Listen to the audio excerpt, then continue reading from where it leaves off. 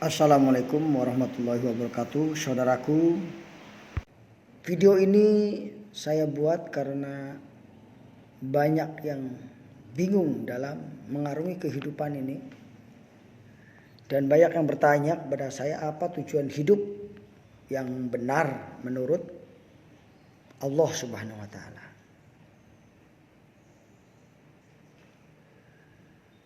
Sebenarnya apa tujuan hidup? Tujuan hidup adalah apa yang seseorang rencanakan untuk kehidupannya pada hari ini, esok, bulan ini, bulan depan, setahun ini, tahun depan, sampai beberapa tahun mendatang. Tujuan hidup itu antara satu dengan yang lainnya itu tentu akan berbeda. Itulah orientasi hidup.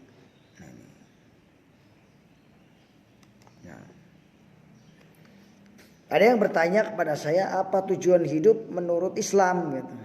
Saya juga bingung. Nanti saya cari referensinya dulu. Bagaimana hidup menurut Islam.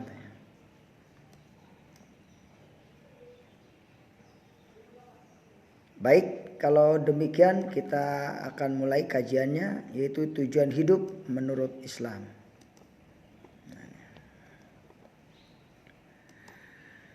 Assalamualaikum warahmatullahi wabarakatuh.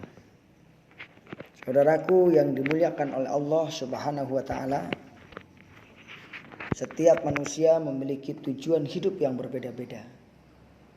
Tapi jika kita sudah berbicara tentang Islam, maka tujuan hidup kita samakan. Karena konsep Islam itu menyeluruh dan untuk semua umat Islam, bahkan untuk seluruh manusia.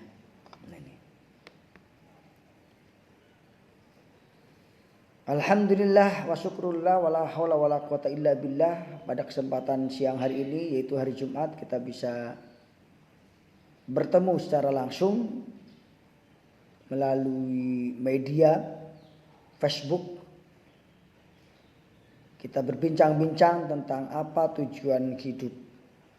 Ini pertanyaan yang sering dilontarkan oleh teman-teman kepada saya.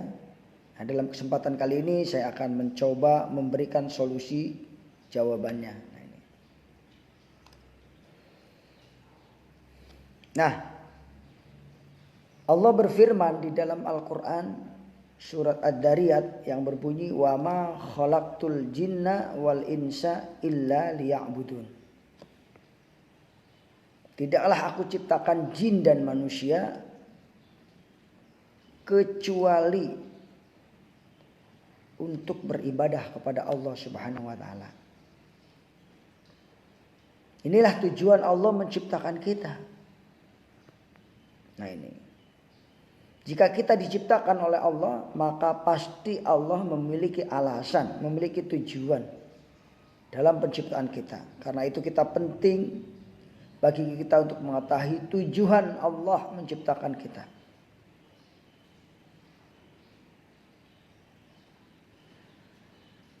Jadi jelas Allah sudah mengatakan bahwa tujuan diciptakannya kita adalah untuk menyembah, untuk beribadah kepada Allah Subhanahu wa taala.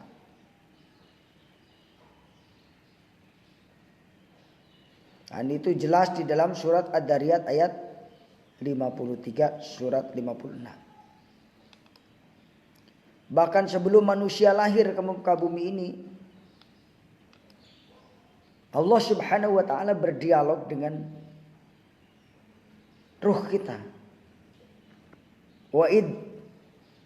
Dan ingatlah ketika Tuhan mengeluarkan keturunan dari Adam, dari sulbi mereka, Allah mengambil kesaksian terhadap jiwa mereka. Seraya berfirman, alastu birabbikum? Mereka menjawab, qalu bala syahidna. Apakah aku ini Tuhan kalian? Mereka menjawab, betul, engkau adalah Tuhan kami. Kami menjadi saksi. Kami lakukan yang demikian agar di hari kiamat kelak nanti tidak ada yang mengatakan, sesungguhnya kami Bani Adam adalah orang-orang yang lengah terhadap kekuasaan Tuhan, agar tidak Kalian tidak mengatakan sungguhnya orang tua kami telah mempersekutukan Tuhan sejak dahulu. Jadi sebelum kita lahir kita sudah janji dengan Allah Subhanahu wa taala. Surat Al-A'raf ayat 172 sampai 173. Nah, jadi jelas orientasi hidup kita sebagai seorang muslim adalah semata-mata beribadah kepada Allah Subhanahu wa taala. Tidak ada tujuan yang lain kecuali yaitu beribadah kepada Allah Subhanahu wa taala.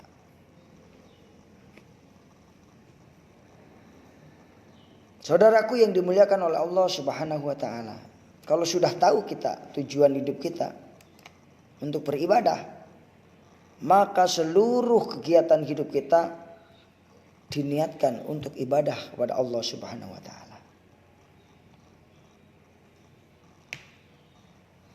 Karena Al-Quran terus menyampaikan dengan jelas bahwa tujuan hidup manusia adalah untuk menyembah Allah Subhanahu wa taala. Sebagaimana terdapat dalam surat Al-Bayyinah. Wa ma umiru illa liya'budullaha mukhlishina lahuddin. Dan mereka tidaklah disuruh kecuali untuk menyembah Allah dengan memurnikan ketaatan kepadanya dan menjalankan agama yang lurus. Wa iqamis shalah, dan mendirikan salat, wa iqamil zakah. Wa dzalika dinul qayyimah, yang demikian itulah agama yang lurus.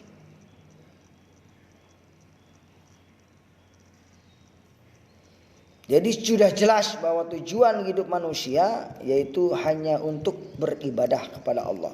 Jadi semua aktivitasnya harus diniatkan dalam rangka ibadah kepada Allah. Oleh karena itu dapat dikatakan bahwa tujuan hidup manusia adalah menunaikan, mengemban amanah, menghamba, mengabdi dalam makna yang sangat luas kepada Allah Subhanahu wa taala.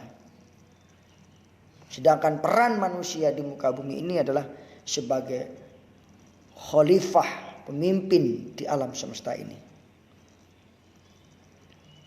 Manusia diciptakan oleh Allah untuk satu tujuan besar dan misi yang penting, yaitu beribadah kepada Allah Subhanahu wa taala. Nah, selanjutnya teman-teman juga bertanya, apa itu ibadah? Maka kita kesempatan kali ini kita bahas, kita jawab ya. Yang dinamakan ibadah adalah segala sesuatu yang diridhoi oleh Allah dan diperintahkan oleh Allah. Semua perbuatan yang dicintai oleh Allah dan diridhoi oleh Allah itu termasuk ibadah. Karena memang pengertian ibadah itu sangat luas dan tidak hanya terbatas pada rutinitas khusus semata seperti sholat, zakat. Jadi semua aktivitas manusia yang dilakukan dalam rangka mewujudkan ketakwaan, ketaatan kepada Allah Subhanahu wa taala, mencari ridho Allah Subhanahu wa taala, maka mencari cinta Allah Subhanahu wa taala, maka termasuk namanya ibadah.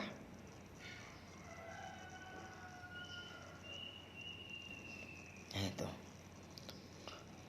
Ibadah dijelaskan sebagai sesuatu dalam Islam yang dilakukan seseorang untuk cinta dan kesenangan kepada Allah Subhanahu wa taala.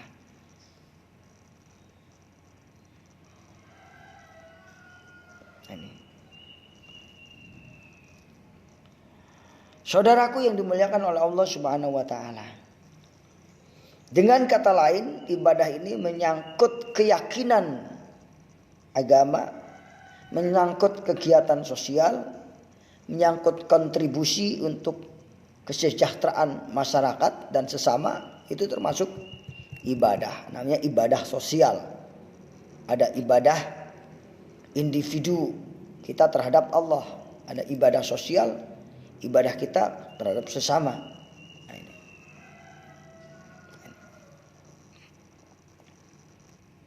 Saudaraku yang dimuliakan oleh Allah Subhanahu wa taala.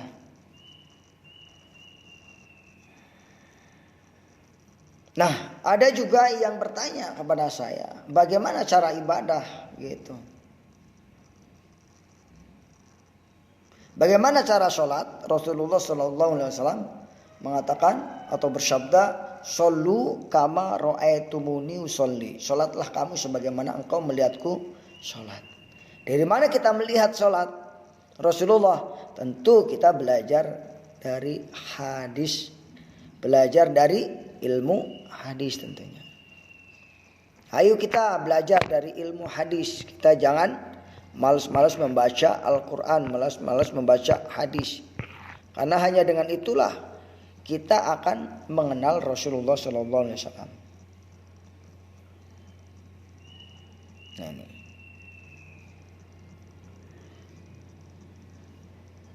Telah datang kepadamu dari Allah Subhanahu wa taala sebuah kitab yang terang dan bercahaya, yang melaluinya Allah dengan rahmatnya membimbing semua yang mencari kesenangannya di jalan yang damai dan membawa mereka keluar dari kegelapan menjadi terang benderang.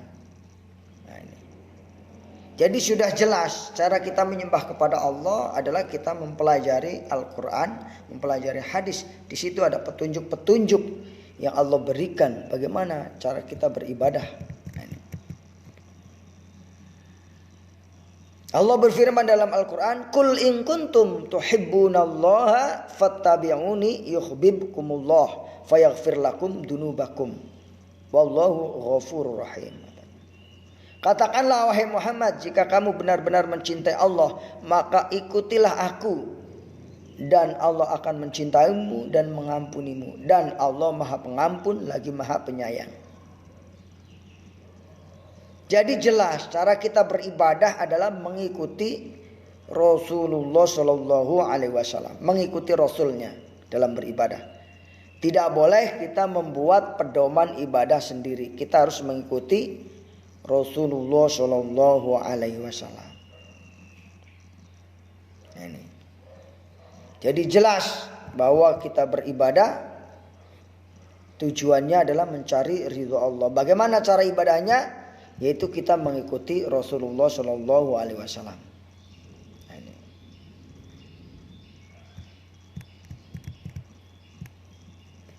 Nah, saudaraku yang dimuliakan oleh Allah Subhanahu Wa Taala,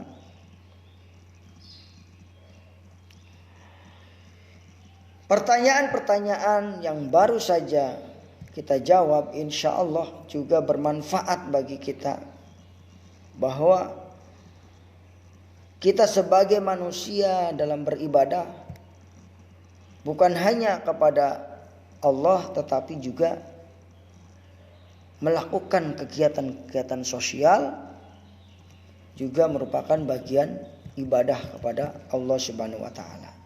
Asal kita niatkan betul-betul untuk mencari ridho Allah Subhanahu wa taala.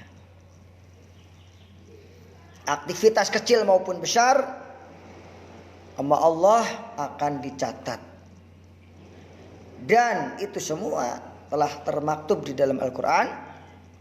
Barang siapa yang mengerjakan amal baik walaupun sebesar atom, ia akan melihatnya. Famay ya'mal misqala dzarratin khairon yarah. Barang siapa yang melakukan perbuatan baik, maka dia akan melihatnya walaupun perbuatan baik itu kecil.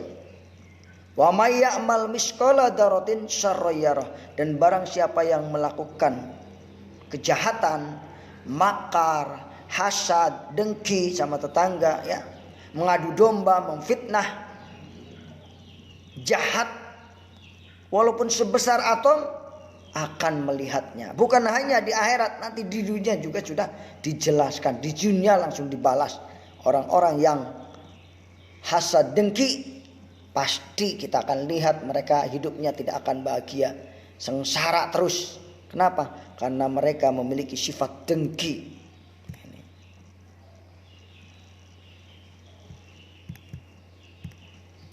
Saudaraku yang dimuliakan oleh Allah Subhanahu wa taala. Nah, tentu terkait dengan Maulid Nabi, lahirnya Nabi Muhammad sallallahu alaihi wasallam. Ada yang bertanya kepada saya, kenapa Nabi Muhammad dilahirkan? Gitu. Karena Nabi Muhammad memiliki amanah. Nah ini. Memiliki amanah untuk menyampaikan risalah kepada umatnya, untuk memperbaiki umatnya. Nah, ini. Karena setiap manusia nanti kelak akan ditanya 5 hal. Seorang pria akan ditanya 5 hal pada hari kiamat. Yang pertama ditanya tentang bagaimana hidupnya dan bagaimana ia habiskan kehidupannya, usianya. Dia tanya tentang masa mudanya dan bagaimana ia menjadi tua. Ditanya tentang kekayaannya, dari mana ia peroleh dan kemana dia habiskan. Dan apa yang ia lakukan dengan ilmu yang dia milikinya. Hadis riwayat Tirmidzi. Nah, saudaraku yang dimuliakan oleh Allah Subhanahu wa taala. Jadi kenapa Rasulullah SAW dilahirkan di muka bumi adalah untuk memperbaiki akhlak, untuk memperbaiki umat, untuk memperbaiki peradaban, dan itu dulu termasuk ibadah. Nah, ini. Agar kita juga mati dalam keadaan husnul khotimah, agar mati dalam keadaan baik. Itulah tujuan Rasulullah diutus. Kalau kita mengikuti aturan Rasulullah, insya Allah kita juga akan mati dalam keadaan husnul khotimah. Nah, ketika seorang meninggal dunia ada 3 hal yang mengikuti almarhum. Yang pertama, anggota keluarganya, dia mengantar tentunya. Yang kedua, kekayaannya, dan yang ketiga adalah tindakannya. 2 dari mereka kembali, yaitu keluarga dan kekayaan akan kembali kepada, tapi 1 tetap bersamanya. Anggota keluarga dan kekayaan akan kembali, dan tindakannya, akhlaknya tetap bersamanya, tetap dicatat. Nah ini, makanya kita harus hati-hati.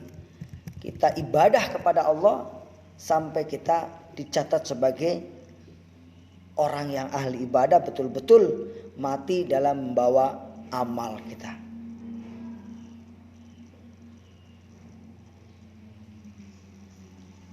Saudaraku yang dimuliakan oleh Allah Subhanahu wa taala, itulah barangkali yang dapat saya sampaikan kesempatan kali ini terkait dengan tujuan hidup yang ditanyakan oleh teman-teman, bagaimana tujuan hidup saya dalam dunia ini. Itu tujuannya adalah untuk beribadah kepada Allah Subhanahu wa taala. Dan teman yang bertanya, bagaimana cara ibadahnya? Yaitu mengikuti ibadah Rasulullah sallallahu alaihi wasallam. Dan dengan mengikuti Rasulullah, insyaallah kita akan memperoleh apa? Memperoleh amal yang baik, amal yang soleh. Sehingga ketika kita mati, kita diantarkan oleh 3 hal, yaitu oleh harta, oleh keluarga, dan oleh amal kita.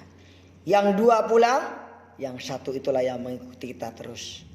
Semoga Allah Subhanahu wa taala memberikan hidayah petunjuk pada kita semuanya. Billahi taufik wal hidayah. Wassalamualaikum warahmatullahi wabarakatuh. Atur nuhun, terima kasih sudah mampir di channel kami.